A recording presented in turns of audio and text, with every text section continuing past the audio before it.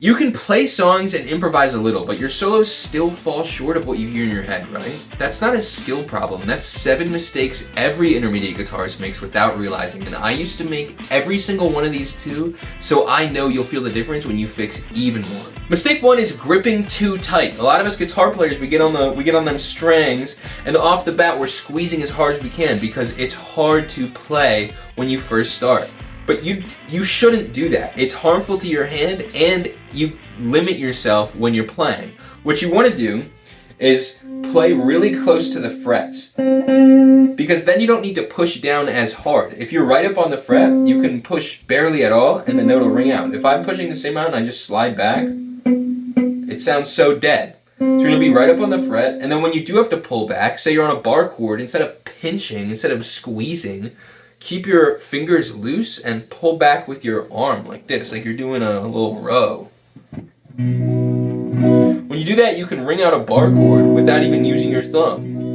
And it's way better for your hand. Mistake 2 is sloppy picking. A lot of intermediate guitar players will hold the pick way out here and then wonder why they're inaccurate with their picking. Number 1, tuck it into your fingers. And I like to have my pointer finger curled over like this, and then have my pick so that it is facing away from my shortest knuckle. So I got the short knuckle, the end of my finger, and my pick's going straight away from it. And then I just rest my finger, my thumb, on top. Similar to the squeezing of the fretting hand, you don't want to squeeze your pick too hard. It's going to make it hard to be accurate.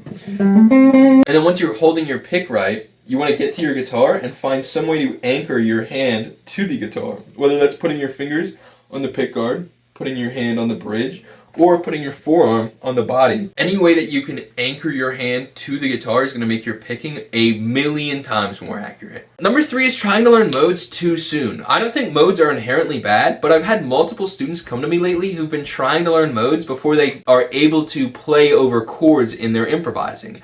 And if you can't use the chords that are in the regular major scale, modes are not going to help you improvise. They're just going to make you feel confused, because the modes are related to the chords. Without chords and without that chord foundation, you don't need modes. They're not going to do anything except for boggle your mind further. Mistake 4 is not developing your ear. So many guitar players just want to play. I just want to play, bro. But if you want to improvise like a champ, you have to take the time to link your ears to the guitar. And the best way to do this is by singing with your playing.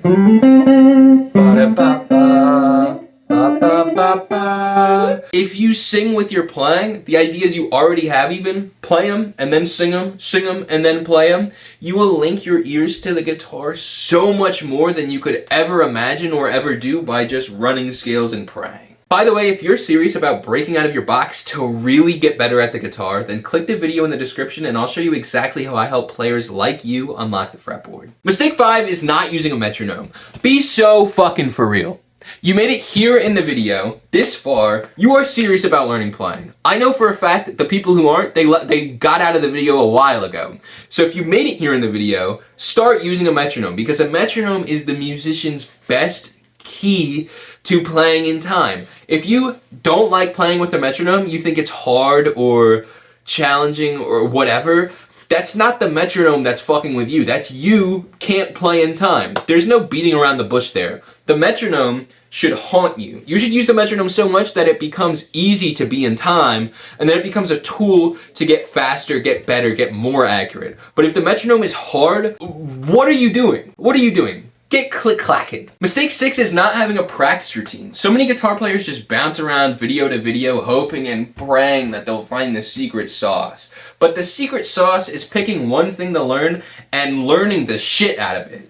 So make yourself a practice routine. It's not even that hard. You don't need to know everything about the guitar to make a practice routine. I bet if I told you nothing about making one, you could do it. But I'm gonna break it down anyway. You could do 10 minutes of running scales with a metronome, and then 10 minutes of drilling triads with a metronome, and honestly, you would be making a monumental difference in your playing with just those 2 things. You would be ahead of 99% of other guitar players, because most guitar players Don't even try and make a routine. Number 7 is trying to do it all alone. And I don't mean without a teacher, but without having anyone to keep you accountable, even if it's just telling a buddy that you're going to practice every day that week. I've spent ridiculous amounts of money on accountability for various things. You would not believe the amount of money I spent on a YouTube coach. It's not about being babysat, it's about having someone who keeps you locked in when you normally tap out. And that's exactly what I help guitar players with. A plan to keep improving and the accountability to make it happen. Check out this video to see exactly what that looks like.